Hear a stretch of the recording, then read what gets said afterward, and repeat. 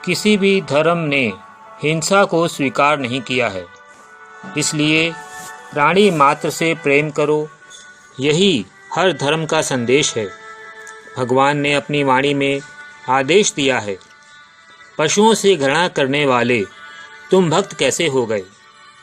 हिंसा तुम्हारे अंदर जन्म लेकर संपूर्ण विश्व में फैलती हुई विश्व के विनाश का कारण बन रही है। प्राणी मात्र से प्यार करना सीखो। मुझे पशु पक्षी की पीड़ा और कष्ट में भी पहचानो। मैं उस पशु में भी हूँ, उसका कष्ट बनोगे तुम, मुझसे मेरे क्रोध से नहीं बच पाओगे।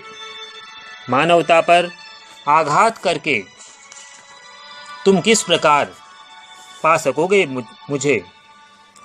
तुम्हारा दिया कष्ट वह मनुष्य को या पशु को समान ही पाप का भागी बनाता है।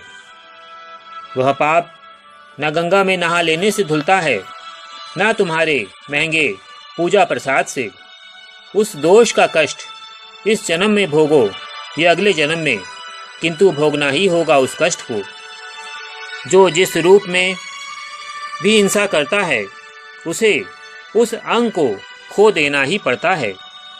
उसकी की हुई हिंसा कभी क्षम्य नहीं होती।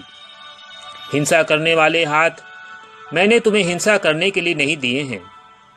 हिंसा इतना बड़ा अपराध है जिसका दंड मनुष्य को भोगना ही पड़ता है।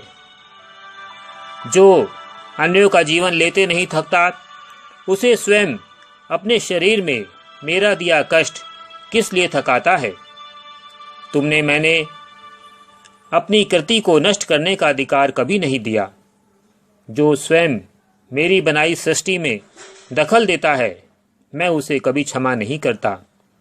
अप्रत्यक्ष रहकर ही उसको उसके जीवन में किए कर्मों का हिसाब देता हूँ। तुम्हें मिलते रोग, घटती दुर्घटनाएं, शरीर को मिलती अपंगता, तुम्हारे सामने ही उठाई जाती तुम्हारी संतान की मुर्दा लाशें तुम्हें तुम्हारे हिंसक कर्मों के मूल्य के रूप में तुम्हें मिलती ही रहती हैं। जहाँ मुर्दे गाड़े या जलाए जाते हैं, वे स्थान शमशान या कब्रिस्तान कहे जाते हैं।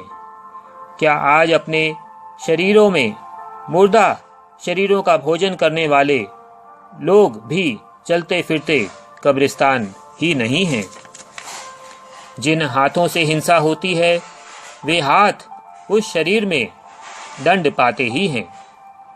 अगर इस प्रलय काल में अपने जीवन की और अपनों की सुरक्षा चाहते हैं, तो आज ही मांसाहार त्यागने का संकल्प लें और आजीवन शाकाहारी रहें।